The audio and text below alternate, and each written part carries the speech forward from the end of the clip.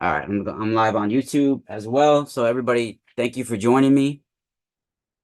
We're usually do these ones on Patreon exclusively, but since there's one person with us today on Patreon, we're gonna go live on YouTube to let everybody. Why is this giving me the echo now? Hold on. Here we go. There we go. I got it. That was my YouTube. So we usually do this on exclusively on Patreon, but since there's only one person with us on Patreon today, I figure we give you guys a taste of what this is like here, right on live YouTube.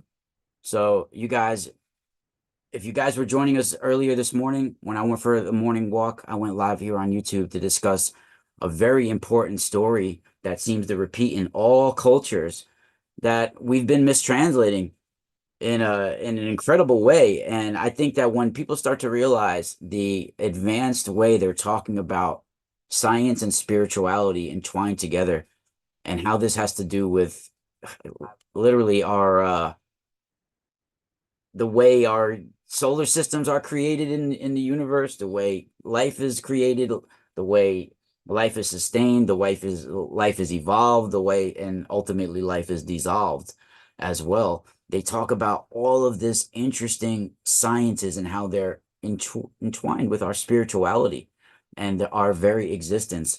And in the Vedas, which is the oldest writings that we have, I'm here in the chat room here, and people could join me on patreon.com/the mystical spiral if they want to join on Patreon. We're on the Zoom link. But in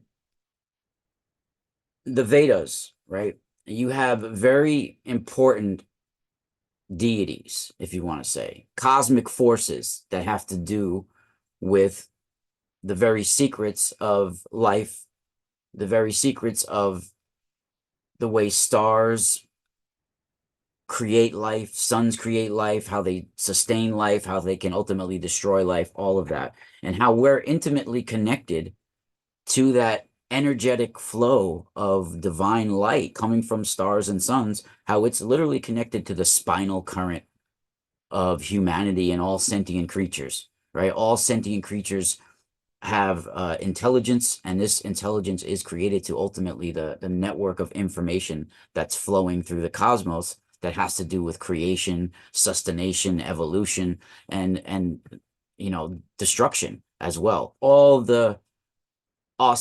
the elements that the deities hold in ancient writings, right? They have the many swirling arms of the deities, and each arm can either destroy, create, evolve, sustain, all of these aspects of life, right? And the very secrets of the waters in the Vedas is the most important theme, right? And you have all of these different attributes of the deities that have to do with fire, light, water, and wind, right? And ultimately, most scholars in academia will tell you that this has to do with the elements on Earth. But in fact, this only reflects on Earth from the elements in the cosmos that have to do with fire, water, wind, right?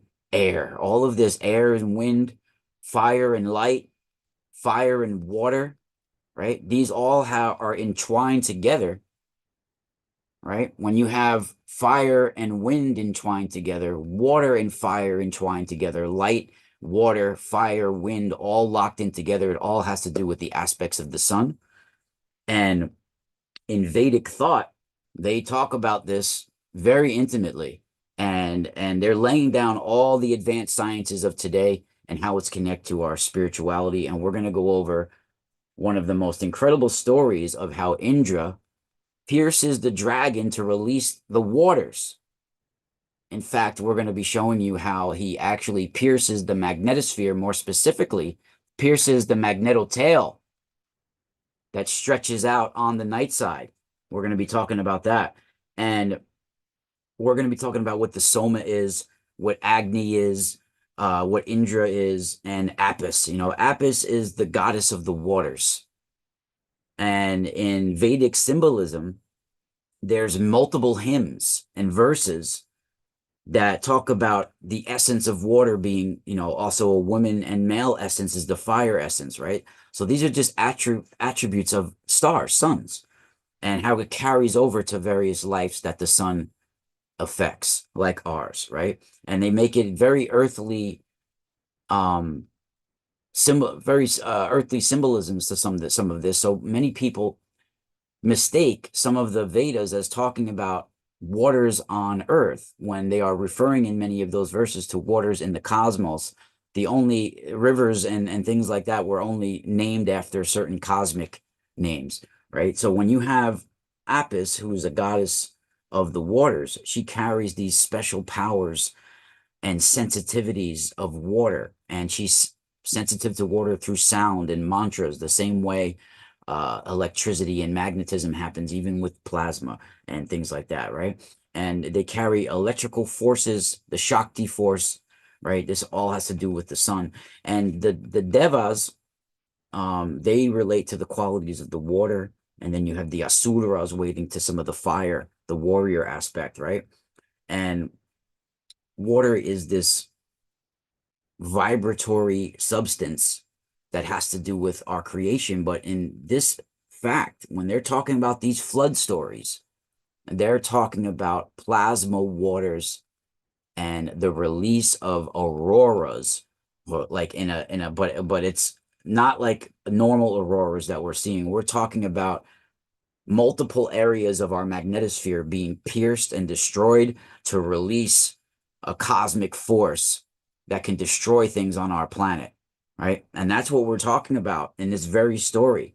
Now, when you have the story of Indra and the dragon, now, if people want to go to my Patreon, after I do this little section here on YouTube, because I'm going to be ending this on YouTube in a few minutes, we're going to be talking on Patreon, more specifically how the bacteria and all of this is going to take on frightening new forms as we get closer to the year 2400, if not sooner, right?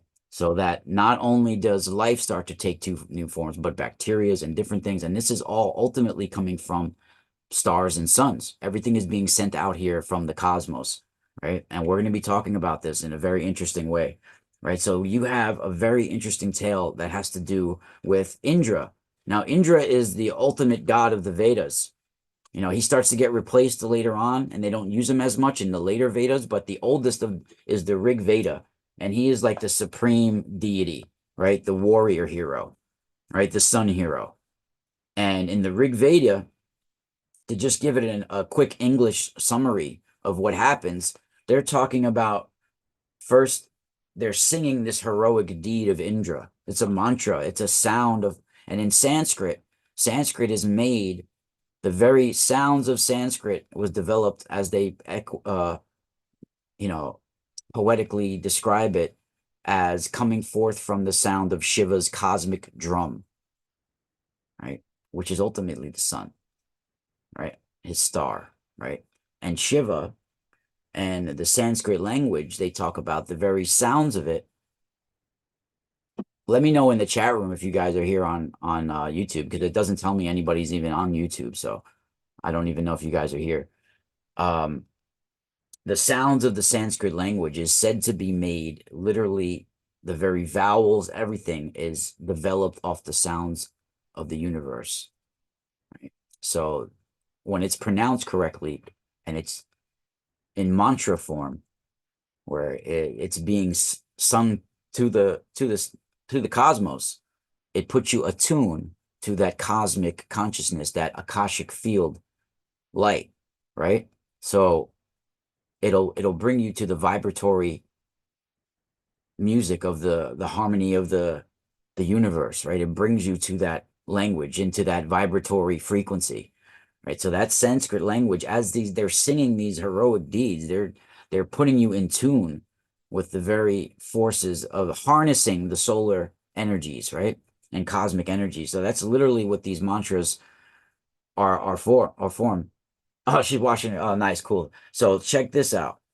I'm going to share screen so you guys can get a better aspect of what we're looking at here.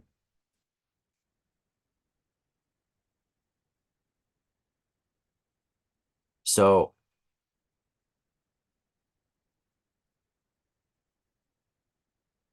see.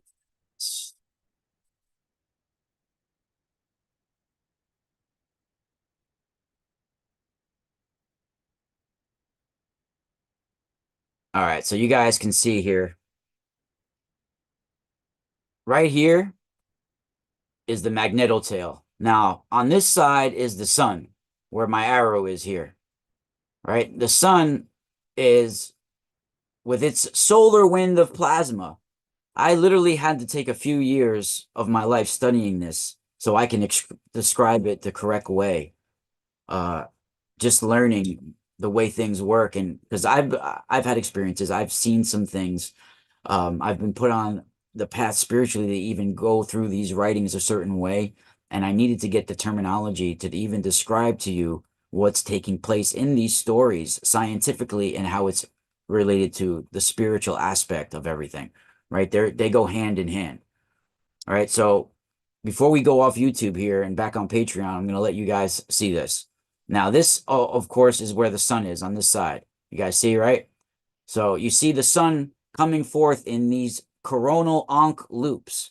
These are the Ankhs of Egyptian. These loops. These are also what the Hindus call the Varuna Pasha. Now, these coronal loops, they come in and hook themselves in to the magnetosphere, right? They're literally like spears coming out here with their long hoops at the end, right? And they hook themselves in to the magnetosphere. Some are blown away, right? Some are reflected, but the strong ones, they can hook themselves in. And on the night side of the magnetosphere, they have the magnetotail in this region here. See the magnetotail? Now, this is the night side right here because the sun's on this side. So imagine this magnetosphere that we have here around Earth is a big dragon. It can even be looked like as a sideways weeping willow tree that's talked about in Gilgamesh and the Hoopoe tree, the hanging gardens of Babylon, these hanging waters, right? So this is referenced in many different ways. So imagine this as a coiled dragon around Earth. It literally is a fire-breathing dragon, breathing fire from the sun. The plasma coming in those strong thunderbolts of Indra coming from the sun in the fire, it hooks itself in. That's the very hook of Archangel Michael and the dragon, right? The hook of when you see Archangel Michael and there's always a dragon even set in Apophis, when Apophis is laid out flat on earth and Archangel Michael or Set has his hook in it, that's the coronal hook, the coronal loop that hooks itself in. Now, this magnetotail, it stretches out like a dragon laying down on the night side. And not only that, but all of the plasma that comes in, it accumulates in the magnetotail. It gets pulled into there, right? And it becomes chaotic and it forms plasma explosions that burst out. When it gets too chaotic, it's like the dragon who's laying down, it bursts out auroras onto the planet like a fire-breathing dragon. And this, it's like a dragon, a shoulderless dragon laying down. It's like a trunk of a tree with its branches lopped off, right? All of this is intimately described in the Vedas. Now, let me talk to you and imagine this is all waters. It's flowing like snakes in the waters, right? Coming from the sun. And it's described. Now, this heroic tale of Indra talks about, at the beginning, it says, let me sing these heroic tales of Indra, the first that the thunderbolt wielder performed. Indra killed the dragon and pierced an opening for the waters. He split open the bellies of the mountains. You see, these are all mountains here. He split open the bellies of the mountains. He killed the dragon who lay upon the mountain. And the mountain can also be earth, right? Earth is also described in these stories as a tree growing with fruit. And the dragon is resting near the tree or on top of the tree, right? That's all symbologies of earth and what earth is. It's a place where trees grow and fruit grows, and it's a place of growth, right? So it's a place of nature. It's a nature planet. So when they show a tree with fruit on it growing in it, and there's a dragon near the tree, laying near the tree, and someone has to slay the dragon, this is that story. This is the dragon that's laying next to the tree or on top of the tree, right? Or beside the tree. Right here, they talk about Indra kills the dragon who lay upon the mountain.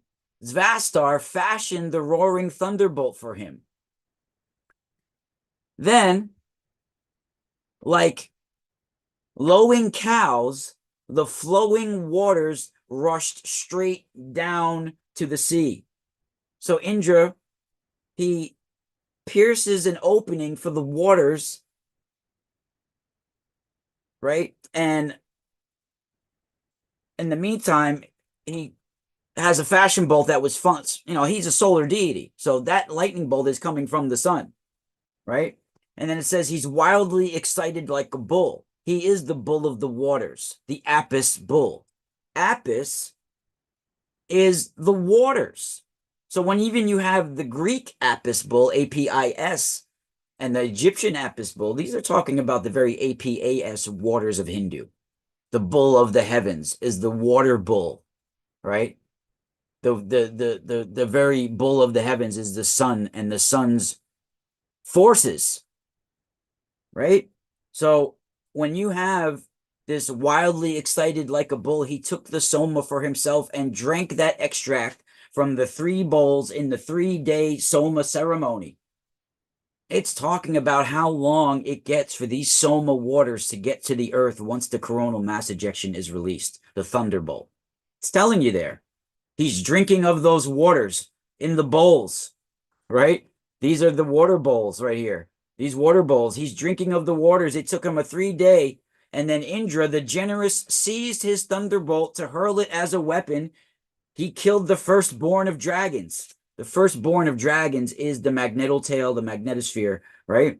And then it says, with his great weapon, the thunderbolt, Indra killed the shoulderless Vritra, his greatest enemy. Now, the sun's greatest enemy is the magnetosphere, right? It's stopping all of the information and the flares and everything. That's all the electrons, all this usually bounces off the magnetosphere, the shield. But it's his greatest enemy. The sun is trying to penetrate, but the magnetosphere and the shield is stopping it from penetrating.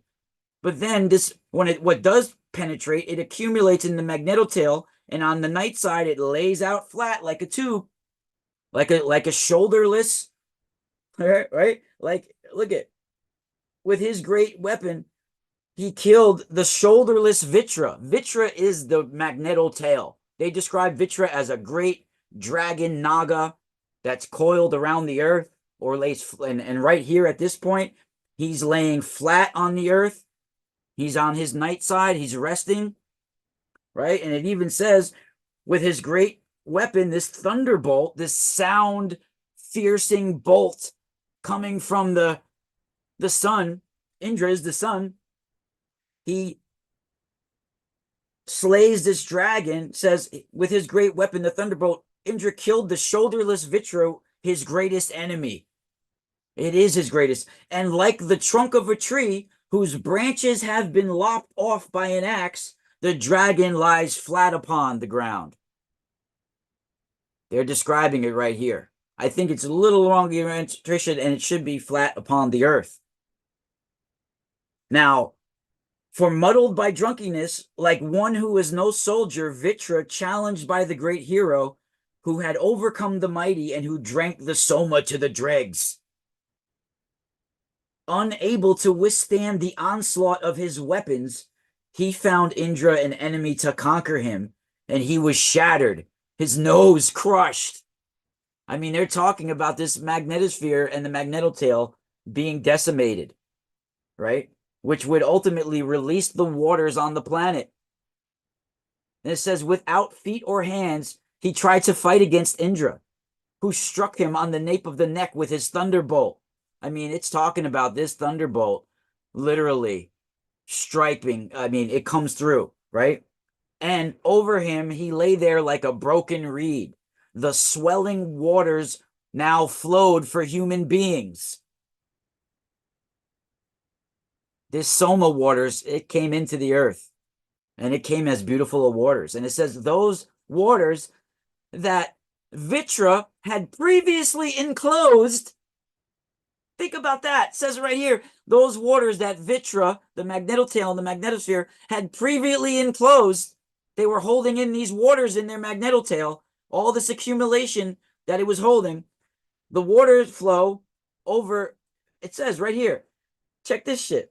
Those waters that Vritra had enclosed within his power, the dragon now lay at their feet in the midst of the channels of the waters, which never stood still, because these are chaotic waters, or rested. The body was hidden. The waters flow over Vritra's secret place. He who found Indra an enemy to conquer him sank into long darkness. I mean, it's incredible. That is the Indra and the dragon story. The Indra and the dragon story is basically the Magnetotail story and the ultimate sun story. I don't know. I can't see the chat room in there, so I don't know. But this is groundbreaking information here. It's the Tiamat and Marduk story, right? It's also in the book of Enoch. It's in the Zeus stories. It's in hymns to Apollo, Homer hymns to Apollo. It's in all sorts of stories that we have here. Ultimately the flood story. This is Archangel Michael. I mean, even here, when you see, let me stop sharing for 1 second here. Even what Christians use today, right? They show this version of Archangel Michael, who's the fiery sword of the sun. Remember that. You always will see the sun's behind. He's the fiery weapon of God, the fiery sword, the solar flare of God. That's what Archangel Michael is, right? And when you always see the devil, unfortunately, there is no devil. Yes, there's evil, there's demonic forces, but there is no per se devil like that. Just like there is no God dude. God is the universe, right? Just like the devil is the universe. It's various aspects of the universe. God is everything. Creation, it's in everything, right? It's not some dude in the cloud throwing thunderbolts. It literally is sun, stars. This is what's referred to in these writings, right? So when you have even this primitive way of describing it, but it's very spiritual. It's not really primitive. It's a spiritual way of describing it for humans to remember these stories. The origins have been lost. But the spiritual initiates and adepts, we have this imprinted in for us to unlock and find. But you're not just given knowledge and secrets of nature and the universe. You have to go to battle for it. You're not just given these secrets because you're interested in it. It takes a lot of work. And if you would have asked me what this story meant years ago, I would have been wrong. I would have been trying to describe it in a different way without the correct keys. So when you actually see this devil laid out, this winged dragon laid out with Archangel Michael with his foot on it and about to hook it with a spear or a fiery sword, this is the solar flare hooking into the Magnetotail that's laid out over Earth. The devil presides over Earth. He's laying on Earth here, right? And this is the fiery sword of the sun, the judgment one. The sun is the judgment of the ultimate judge of the solar system. This is the Magnetotail, this fiery dragon, even with Set's hooking Apophis while Apophis is laid out, right? Thank you guys for joining me. We're going to go back onto Patreon so we could discuss some things that we can't discuss on YouTube. Thank you for joining me here on YouTube. This is a little taste of what we do on my Patreon. So if you enjoyed this, we'll see you there, and Spiral out.